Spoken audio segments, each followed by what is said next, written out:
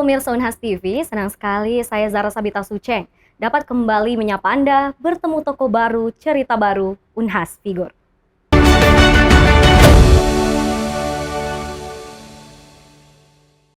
Pemirsa, pemuda memiliki peranan yang penting dalam dunia kesehatan dan kerelawanan. Mereka membawa perubahan yang positif dan inovasi yang signifikan. Dalam episode Unhas Figur kali ini telah bergabung dengan kami Dr. Udin Saputra Malik, seorang dokter sekaligus relawan hebat yang ada di tengah-tengah kita hari ini. Bagaimana kabarnya dok hari ini? Selamat sore, alhamdulillah baik. Baik, jadi pemirsa sebelum membahas lebih jauh tentang Dr. Udin hari ini, kita akan bertanya dulu nih dok, apa sih sebenarnya alasan utama ingin menjadi seorang dokter? Oke, sebenarnya jadi dokter juga tidak sengaja ya, jadi keinginan orang tua. Oh. Jadi dulu saya sempat ikut pertukaran pelajar. Setelah pulang dari pertukaran pelajar, saya mau sekolah bisnis, tapi maunya di luar. Nah, orang tua bilang, kamu kan sudah keluar nih, kamu di dalam negeri aja kuliahnya. Nah, saya lihat teman-teman semuanya mau kuliah kedokteran, jadi saya bilang kuliah kedokteran mau deh, kayak gitu. Akhirnya kuliah di kedokteran, saya rasa ilmunya juga asik, bermanfaat, terus ikut kegiatan-kegiatan di kampus, akhirnya ya jadilah dokter. Oke, jadi dokternya itu sebenarnya bukan keinginan pribadi ya dok? Gabungan sih ya, jadi dari berbagai macam pilihan tempo hari diyakinkan bahwa di dalam keluarga saya belum ada yang backgroundnya dokter. Jadi dari situ saya disuruh, ya sudah, kamu mau yang jadi dokter gitu. Jadi sudah ambil kedokteran. Sekarang alhamdulillah ya sudah jadi dokter. Gimana menduduki posisi ini? Ya, dokter itu kan by education ya, artinya edukasi kita, ilmu kita dokter, tapi tentunya profesi kita tidak boleh berhenti di situ. Artinya banyak hal lain yang harus kita kejar, yang harus kita pursue supaya kita bisa lebih daripada itu. Oke, baik pemirsa, jadi Dr. Udin ini juga adalah salah satu alumni dari Universitas Hasanuddin Fakultas Kedokteran dan lulus dengan predikat cum laude ya dok? Summa cum laude. Oke, dengan IPK 4. Oke, untuk meraih dan mempertahankan IPK itu adalah hal yang sulit dok, apalagi jurusannya lumayan sulit. Bagaimana yang dok lakukan untuk mempertahankan IPK ini? Dan mungkin bisa di-share tips-tipsnya kepada para mahasiswa.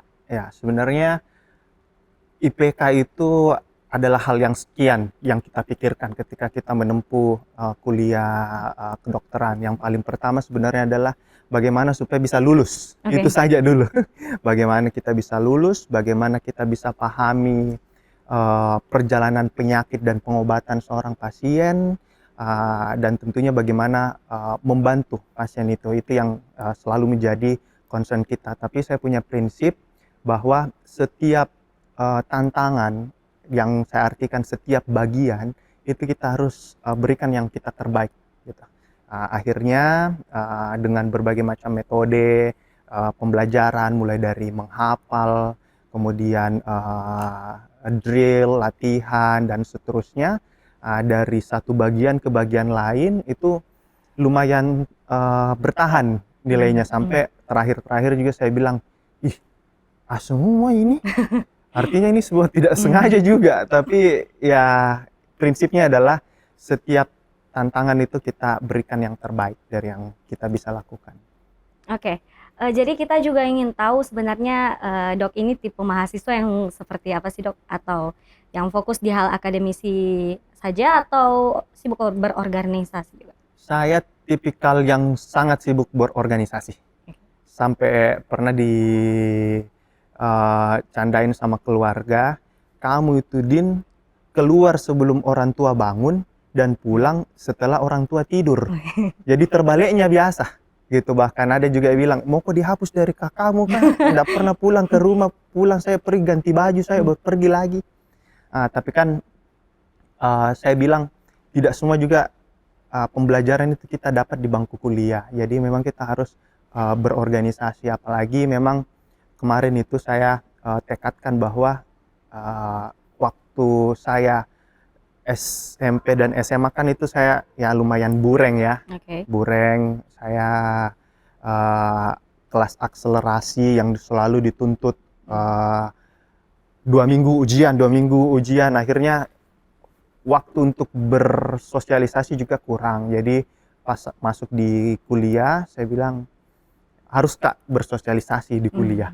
Nah, dari situ saya ikut organisasi tim bantuan medis Calcaneus, dan alhamdulillah di situ saya temukan proses yang menyenangkan untuk membentuk karakteristik saya, dan ya saya ikuti, dan alhamdulillah jadi mahasiswa yang tidak fokus di hal akademik saja, tapi di bidang organisasi dan manajemen juga kita ada pelajari di situ. Tapi akademiknya tidak terlupakan juga, karena itu jadi bagian tanggung jawab moral kita kepada orang tua yang sudah mensupport kita secara finansial dan support system lainnya. Seperti itu. Oke, jadi Dok ini lumayan mahasiswa yang sibuk ya. Tadi bahkan hampir dikeluarkan dari kakak karena pergi saat orang tua masih tidur, kembali juga orang tuanya masih tidur. Sudah tidur. Sudah tidur. Oke, jadi bagaimana sih sebenarnya memanage waktu di tengah banyaknya pekerjaan seperti itu, sibuk berorganisasi, hal akademisi juga harus dikejar. Apa sebenarnya untuk memanage waktu itu, Dok? Yang paling pertama memang kita harus bisa membuat skala prioritas. Oke. Ya, skala prioritas kita tidak bisa orang bilang work-life balance, tidak ada itu yang kayak begitu. Itu harus ada yang dikorbankan. Oke. Harus ada dikorbankan, dan mekanisme kita untuk memilih yang mana dikorbankan, ya kita harus tahu yang mana prioritas. Dari top priority itu kita kerjakan, dan tentunya kita komitmen gitu.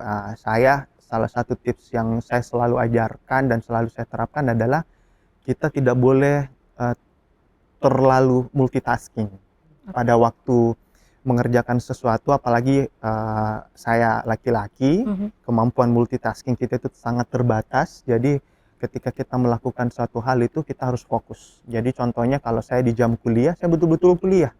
Saya tidak mau pikir yang lain, saya tidak mau terdistracted sama yang lain. Tapi di luar dari kuliah, saya juga tidak mau terganggu sama kuliahku, gitu. Jadi saya juga fokus berorganisasi. Oke. Jadi pernah ada nggak suatu keadaan di mana hal akademis harus dikejar, namun tanggung jawab organisasi juga ada? Ya, tentunya banyak. Benturan-benturan itu pasti ada.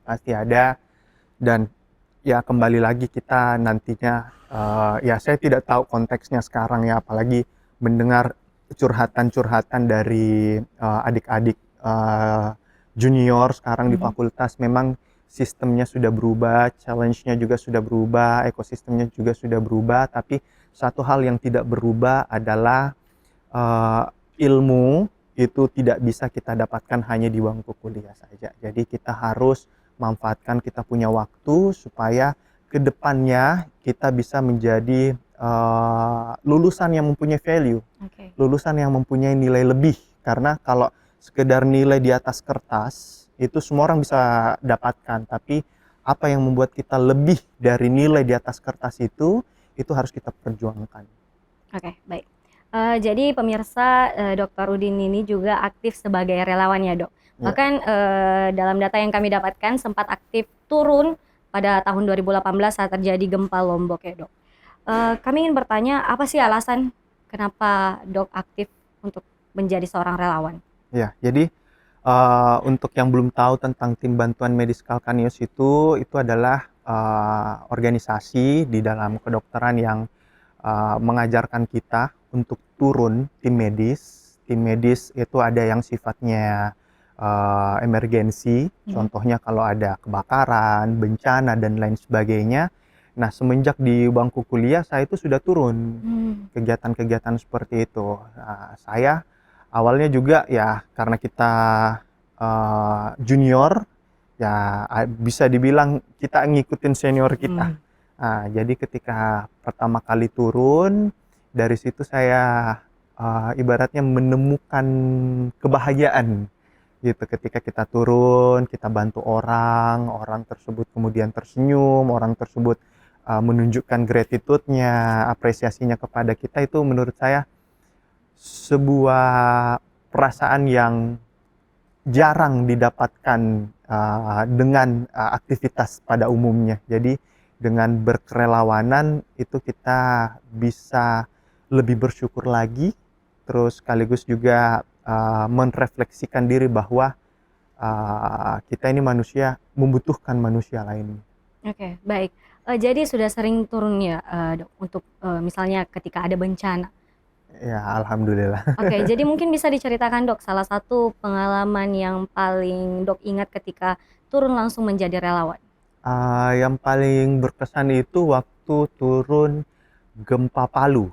Palu. Jadi waktu gempa Palu saya hadir H+1, datang di Palu dalam keadaan semua sumber daya itu tidak ada, mass transportation tidak ada, listrik tidak ada, air terbatas, kita merawat pasien juga serba terbatas, hingga pada waktu malam hari, waktu saya mau pulang, saya dipanggil, bilang, "Kak, ada ini pasien mau melahirkan."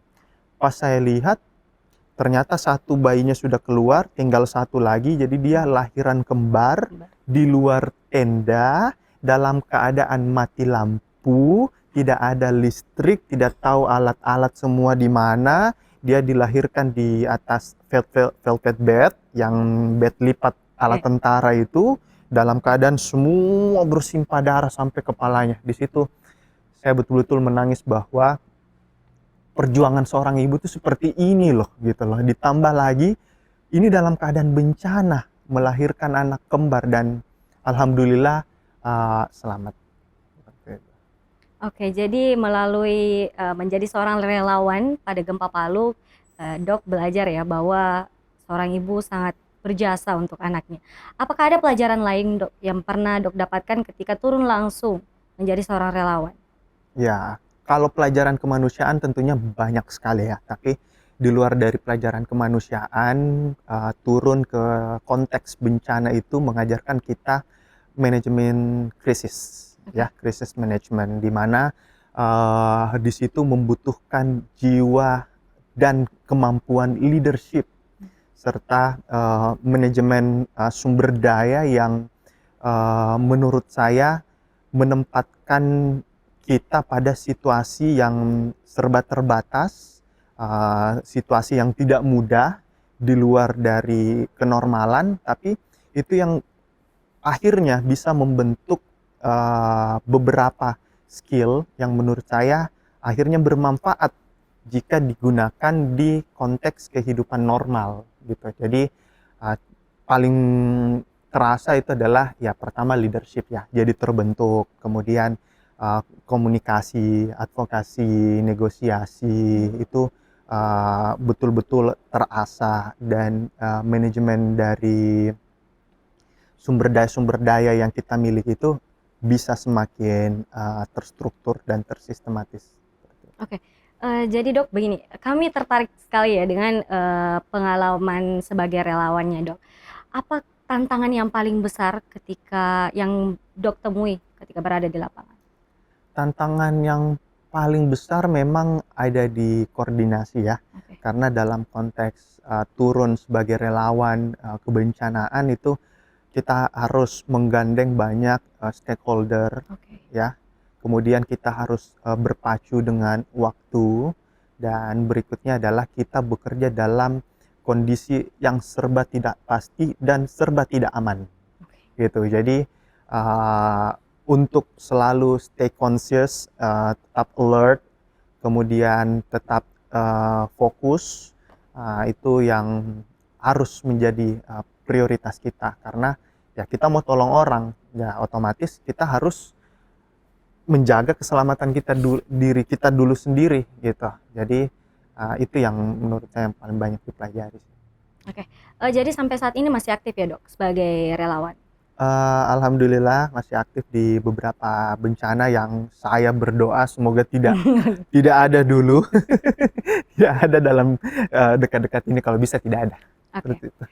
Baik, selanjutnya yaitu bagaimana pengalaman dokter sebagai seorang dokter untuk mempengaruhi pandangan terhadap kebijakan kesehatan di Kota Makassar?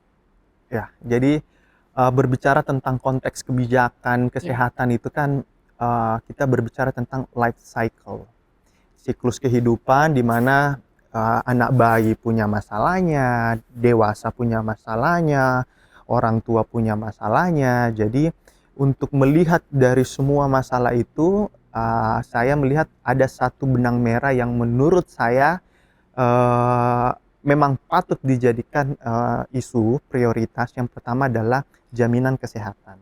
Ya, jaminan kesehatan kita tahu ada Jamkes, mohon maaf, ada JKN, ya, ada JKN, Jaminan Kesehatan Nasional, tapi ya praktiknya di lapangan memang masih banyak orang yang belum tercover, entah itu maladministrasi atau ketidakmampuan atau tidak adanya akses informasi untuk mendapatkan jaminan kesehatan tersebut, yang dimana berdampak ketika orang tersebut sakit gitu. Jadi sudah masuk rumah sakit baru bilang, oh tidak ada jaminan kesehatannya, ini akhirnya berlaku umum, kemudian harus dikenakan biaya yang ya di luar dari kemampuan mereka.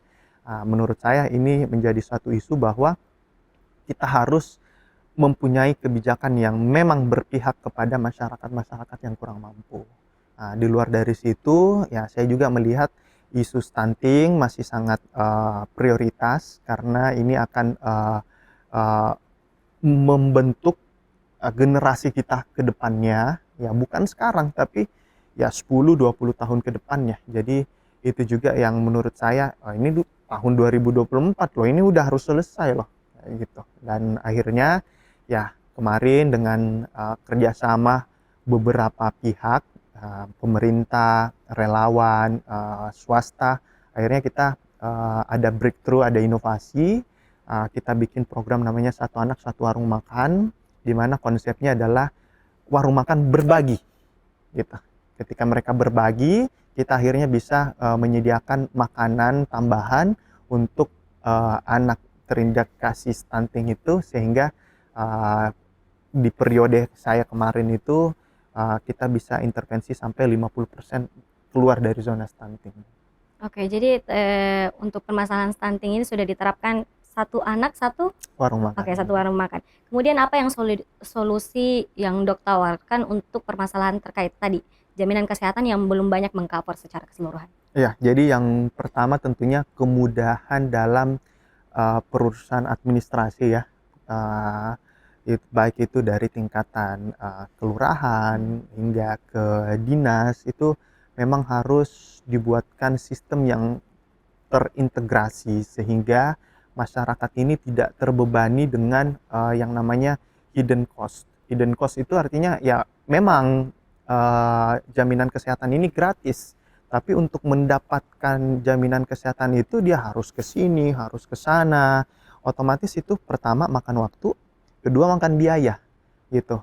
Ya mungkin bagi kita ya berapa sih gitu kan, tapi bagi orang yang kurang mampu ini bisa setara dengan setengah gaji mereka per bulannya. Jadi menurut saya harus ada kemudahan administrasi untuk pengurusan jaminan kesehatan, terutama untuk mendapatkan bantuan iuran bagi yang kurang mampu.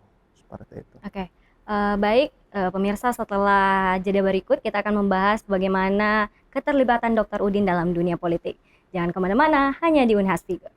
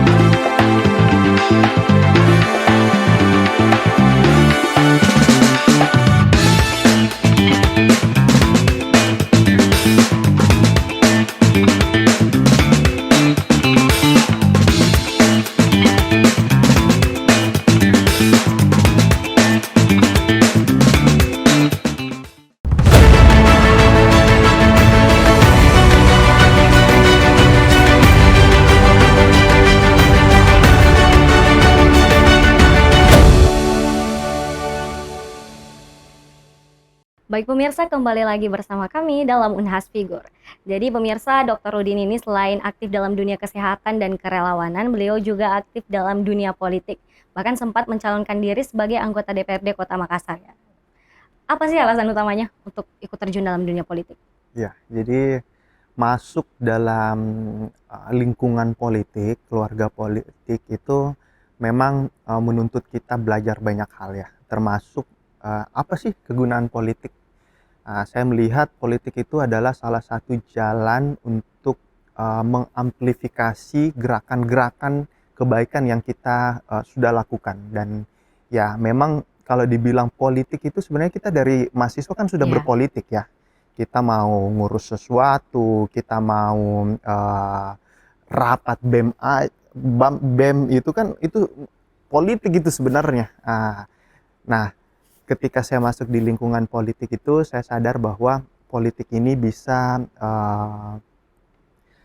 membuat skala kebaikan kita itu lebih dinikmati oleh banyak orang. Jadi saya bilang, oke, ini adalah sebuah ilmu yang baru dan saya sangat beruntung ada di pusaran orang-orang hebat yang bisa mengajarkan saya tentang politik. Jadi saya bilang ya kenapa enggak, kalau memang itu untuk mencapai kebaikan untuk banyak orang ya kenapa enggak.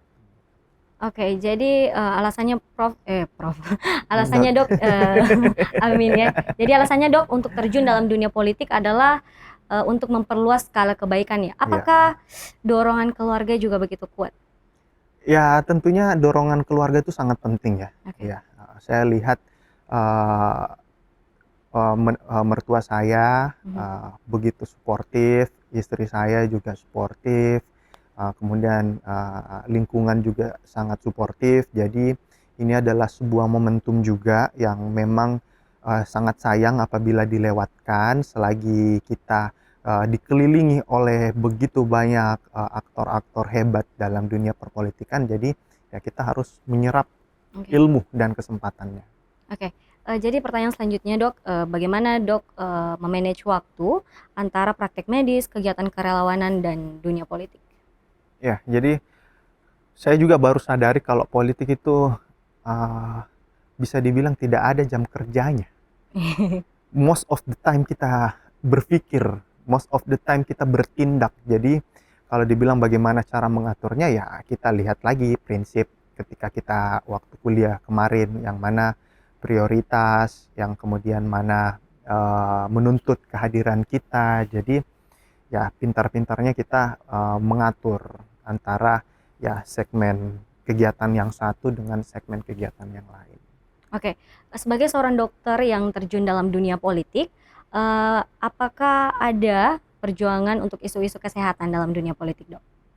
Ya tentunya karena beberapa kegiatan saya kemarin itu tidak bisa saya pungkiri skalanya bisa meluas itu karena memang ada pengaruh politik.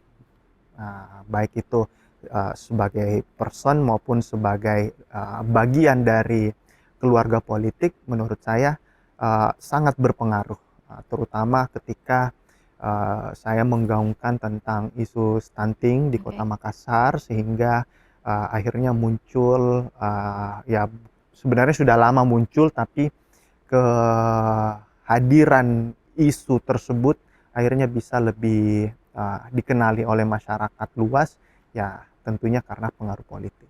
Oke, baik Dok, sebagai seorang politisi juga, apa sih tantangan besar yang Dok rasakan dan lihat? Udah dibilang mah politisi. Oke. Oke, ya tantangan untuk terjun masuk di politik itu kan karena ada yang bilang politik itu adalah seni. Ya, ini adalah seni, tidak ada sesuatu yang pasti, tidak ada sesuatu yang rigid. Ini kan tentunya sangat bertolak belakang dengan ilmu saya ya. Ilmu saya kan eksak. Walaupun orang juga bilang kedokteran adalah seni, tapi ini seni yang eksak. Artinya kalau kau demam dikasih kau paracetamol, kalau kau infeksi dikasih kau antibiotik. Ini di politik tidak serta-merta seperti itu. Jadi ketika ada suatu masalah, tidak mesti penyelesaiannya adalah A, tidak mesti penyelesaiannya adalah B. Jadi kemampuan untuk membaca, memiliki insting, plus mengekstrak pengalaman-pengalaman orang di sekitar kita itu sangat penting di dunia politik. Oke, jadi dalam dunia politik nih dok, permasalahan kesehatan apa yang sebenarnya dok lihat di kota Makassar dan apa yang sebenarnya harus dilakukan oleh pemerintah segera? Ya, kita sangat bersyukur di kota Makassar ini untuk bidang kesehatan. Mhm. Tingkat kepuasan masyarakat itu lumayan tinggi ya. Kemarin kalau tidak salah tingkat kepuasan masyarakat terhadap bidang kesehatan di Kota Makassar itu sekitar 80%, saya lupa ekornya berapa. Ini tidak lepas dari inovasi dari Pak Wali Kota untuk menyediakan layanan kesehatan yang affordable ya, yang mudah dijangkau dengan hadirnya layanan Dr. Okta, kemudian dengan adanya jaminan kesehatan daerah. Menurut saya ini adalah dua hal yang harus diperluas skalanya. Tapi ini kan perspektif kuratif. Tapi dari perspektif preventif, masyarakat kita ini juga harus mulai dilatih bagaimana menciptakan pola perilaku hidup bersih dan sehat ya. Ya mungkin ini sangat klise, bahkan sudah dimulai dari tahun 70-an, tapi ya kata kunci dari situ adalah pendidikan gitu.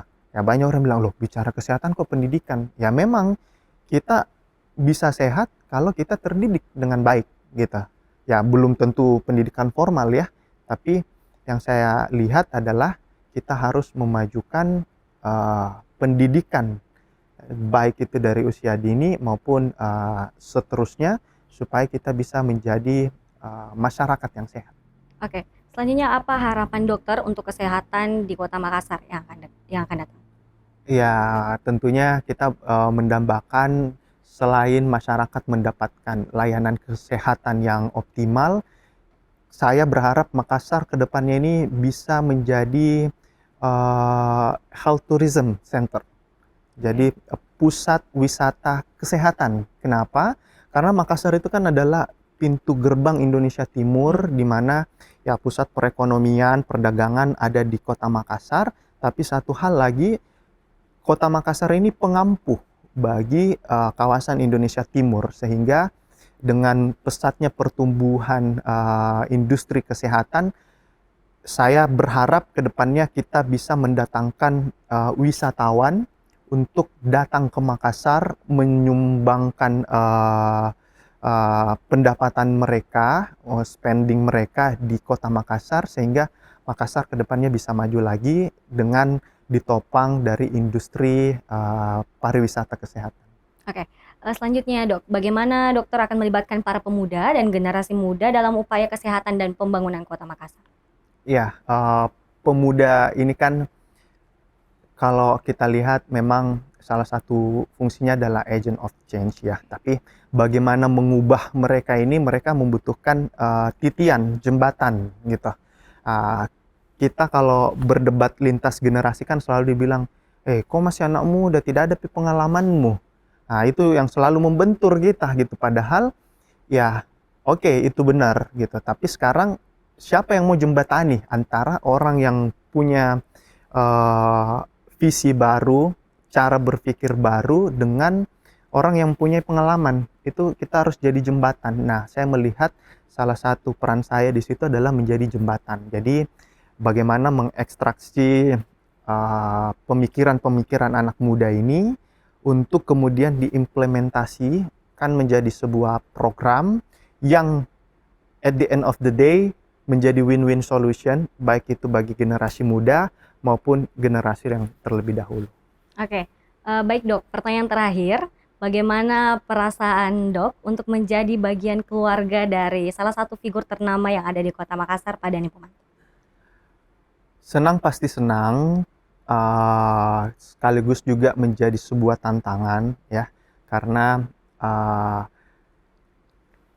hidup di lingkungan seorang wali kota ya, yang dengan kisahnya dan tentunya sebagai karakter Pak Dhani yang begitu visioner, yang kemudian yang bisa membuat abstraksi pikirannya menjadi realita, itu memang membutuhkan dedikasi, dan ini menjadi new standard bagi saya, terutama bagi saya, untuk bagaimana catch up gitu, bagaimana mengikuti ritmenya, dan kalau perlu ya bagaimana melambungi seperti itu. Itu adalah sebuah tantangan bagi kita, tapi tentunya harmonisasi pemikiran ya melalui diskusi, melalui ya trial and error, yaitu kita lakukan sehari-hari. Oke, Ya. baik Dok, untuk yang terakhir kami persilahkan untuk closing statement-nya. Apa closing statement kok deh? Tidak tahu apa siapa Stanu ini. Apa yang ingin disampaikan? Apa Dok? panggilannya audiensmu? Sobat Akademika Unhas. Sobat Akademika. Ya. Sounds like UMKM ya kalian ya. Sobat Akademika. Oke. Ya, Sobat Akademika di rumah, saya Dr. Udin Malik. Bingung mah apa mau kasih tau kan Sobat Akademika, kesannya orang pintar ngasem ya. Sobat Akademika di rumah, saya Dr. Udin Malik mengajak kita semua untuk senantiasa menjaga kesehatan, tapi menjaga kesehatan itu baik secara fisik maupun secara mental, terutama yang mental ya. Ambil kamu deh pesanmu itu dulu. Cut me itu nah. Oke. Aman. Kalau dibilang Sobat Akademika umur berapa nih yang dengar? Atau pemirsa aja biar Dan segmenmu ini saya harus tahu siapa pendengarmu ini. para mahasiswa Para mahasiswa, dan semua luar dosen. semua kalangan. Oh begitu. Oh iya kan beda sarannya, ini closing statementnya beda kalau mahasiswa sama nenek-nenek. Ya, Masyarakat luas. Ya, Sobat Akademika dimanapun berada, saya Dr. Udin menghimbau kita untuk selalu menjaga kesehatan, dan terutama selalu pastikan diri Anda terlindungi oleh jaminan kesehatan. Oke, baik, terima kasih Dok atas closing statement-nya. Pemirsa, melalui diskusi yang inspiratif hari ini tentu menambah wawasan kita dalam dunia kesehatan, kerelawanan, dan dunia politik. Dan yang paling penting adalah menegaskan pemahaman kita bahwa kita bisa sehat kalau kita terdidik. Baik, saya ucapkan juga kepada narasumber kita hari ini, Dr. Udin, karena setelah bersedia untuk berbagi ilmu dan kisah inspiratifnya dengan Sobat Akademika Unhas, kami ucapkan juga terima kasih kepada Sobat Akademika Unhas yang sudah bersedia untuk menyaksikan Unhas Figur kali ini. Jangan lupa saksikan Unhas Figur dengan kisah inspiratif dan narasumber-narasumber hebat lainnya. Saya Zara Sabita Suceng beserta kru yang bertugas, pamit undur diri dan sampai jumpa.